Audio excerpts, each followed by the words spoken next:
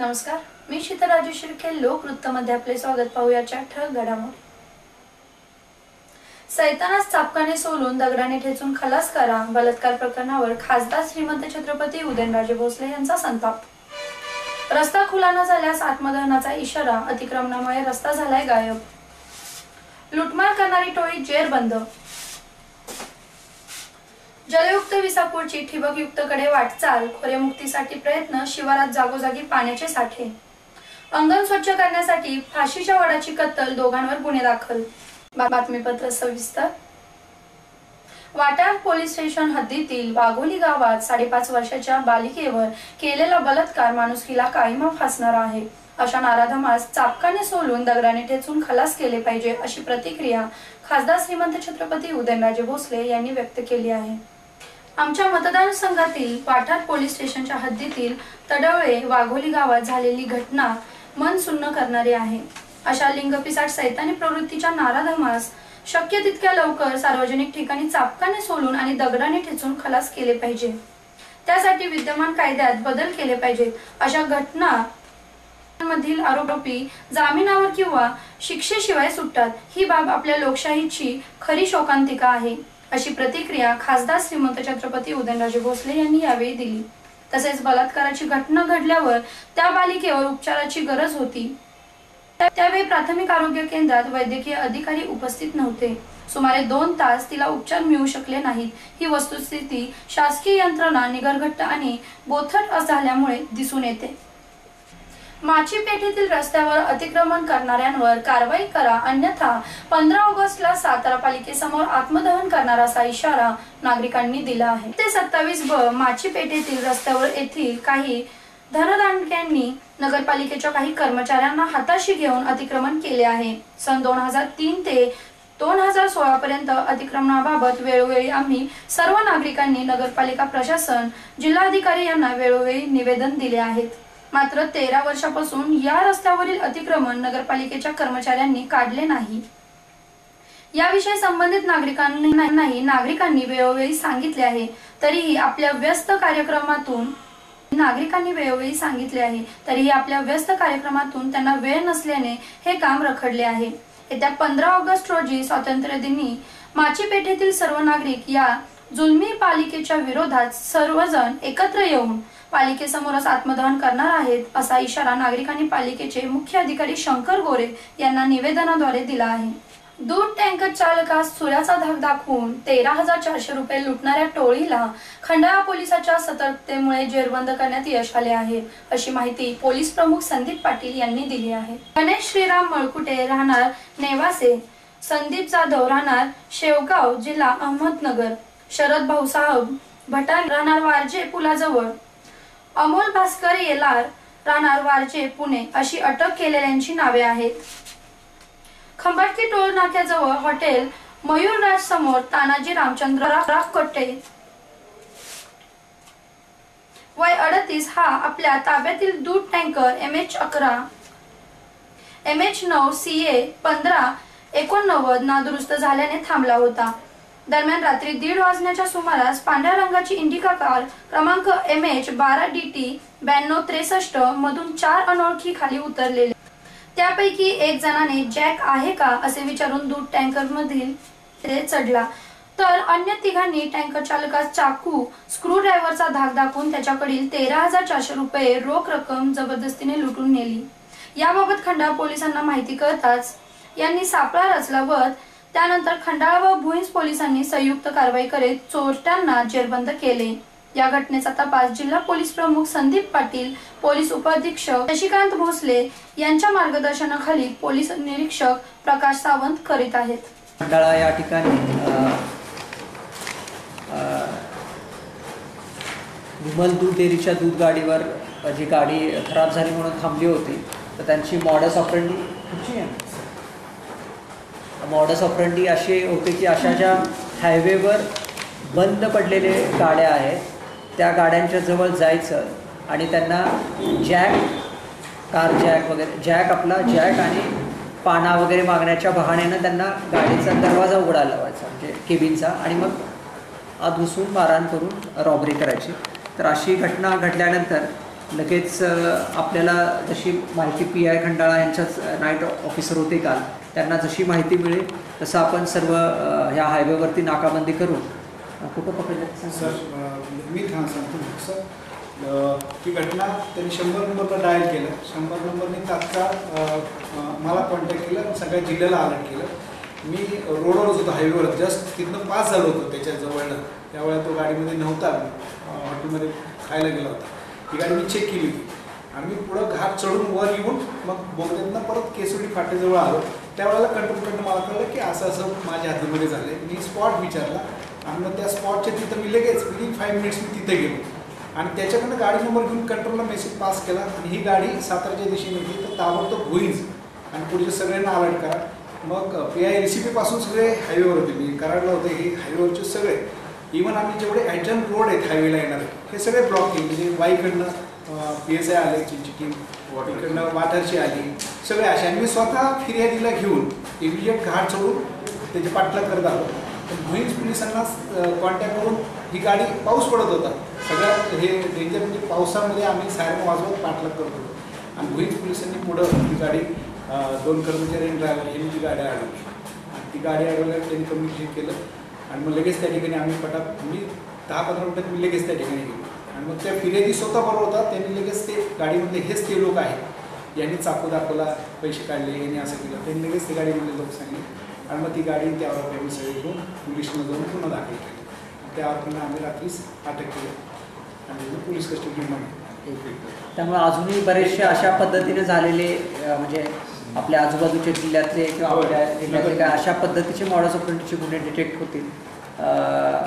फक्त आपण जे काही दिवसापूर्वी झालेल्या रॉबरीमुळं आपण अलर्टनेस आपला वाढवला होता आणि एक इफेक्टिव्ह नाकाबंदी सिस्टम किंवा इमिजिएटली जर घटना घडल्यानंतर ऑलानंतर काय करायचं याचं एक आम्ही SOP बनवलं होतं.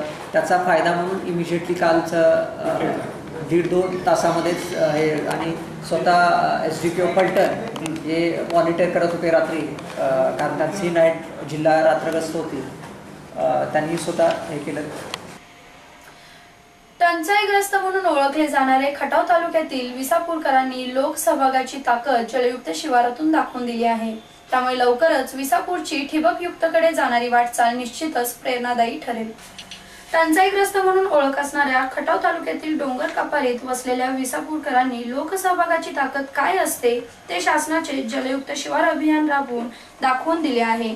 मोठ्या प्रमाणातील लोकसहभाग, श्रमदान व शासनाच्या मदतीने जलयुक्त शिवार अभियानाची कामे संघटितपणे केल्याने आज विसापूरच्या शिवारात जागोजागी पाण्याचे साठे पाहायला मिळत आहेत.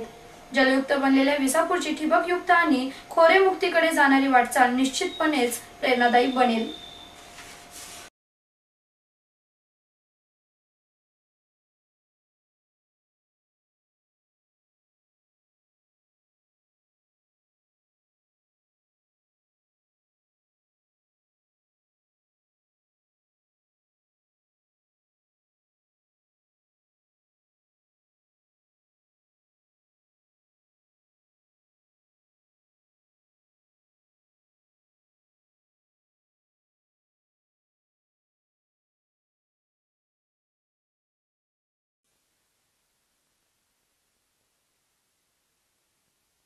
मुल्ला साहेब, तहसीलदार साहेब इथं येत राहिले. त्यानंतर आम्ही जलयुक्तचा आराखडा ज्या वेळेला तयार केला त्यावेळेला नवीन सिमेंट बंधाऱ्यांची मागणी केली. नवीन सिमेंट बंधाऱ्यांची मागणी केली असताना आपल्या गावाला जवळजवळ विसापूर गावाला आमच्या 2 ओढे आहेत. एका ओढ्याची लांबी साधारण 2.25 किलोमीटर आहे, एका ओढ्याची लांबी साधारण 2.5-3 किलोमीटर एका ओढ्याची लांबी आहे. असं गाव ओढा आणि राम ओढा अशा प्रत्येकी दोन्ही ओढ्यावर जवळजवळ आम्ही 14 सिमेंट बंधाऱ्यांची मागणी केल्यानंतर आम्हाला ते बंधारे आम्हाला कृषी विभाग, महाराष्ट्र शासन आणि स्थानिक स्तर लघु पाटबंधारे यांच्याकडून आम्हाला बंधारे उपलब्ध झाले. त्या माध्यमातून आम्हाला कलेक्टर साहेबांनी निधी उपलब्ध करून दिला. तर त्या माध्यमातून आम्ही काम करत असताना आज विसापूर येथे सर्व सिमेंट बंधाऱ्यामध्ये भरपूर पाणी साठलेलं आहे आणि जी डीप CCT आपण बघतोय ह्या डीप CCT जवळजवळ ह्या डीप CCT 4 ते 6 वेळा भरून पाणी त्या जागी मुरलेलं आहे आणि त्यामुळं आमच्या इथल्या सर्व भागाला विसापूर पंचक्रोशीतील भूगर्भातली पाण्याची पातळी लक्षणीय वाढ झाली आहे। इथं आम्हाला कलेक्टर साहेबांनी जे मार्गदर्शन केलं, जे योगदान दिलं ते अनमोल आहे। ते तर जो परिसर आहे, इथला शेतकरी आहे, हा आम्ही इथून पुढे आमचा एक योजनाक्रम आहे। हा योजनाक्रम असा आहे की पाणी गावाला उपलब्ध झालेलं आहे, पाऊस पडणारं पाणी आपण अडवलेलं आहे, तर आम्ही आमचा गाव सर्व गाव हा ठिबक युक्त गाव करणार आहोत, खोरे मुक्त करणार आहोत आणि आम्ही जवळजवळ संपूर्ण गावात राबवण्याच्या विचारात आहे आणि त्या पद्धतीनं आमचा सर्व आराखडा, माती परीक्षण, पीक पद्धती यावर आमचे शिबिर सुद्धा झालेले आहेत। विसापूर गावचा शेतकरी गणपत राजाराम साळुंखे आज पवतर जे आमच्या गावात इतका पाऊस काळ असूनही पाणी अडवलं गेलेलं नव्हतं, ती भरपूर कामं झाली, समाधानकारक शेतकऱ्यांनी वाटायला लागलं, इतकं भरपूर पाणी साठलं गेलं। माझी स्वतःची शेती 4 एकर असून त्यात पूर्वी कारळा, बाजरी असलंच पीक होत होतं। आज मी या पाण्याच्या जीवावर आलं ऊस घेऊ शकतो। ठिबकवर, सिंचनवर पाणी शेतीला कमी वापर व्हावा ही योजना आखलेली आहे।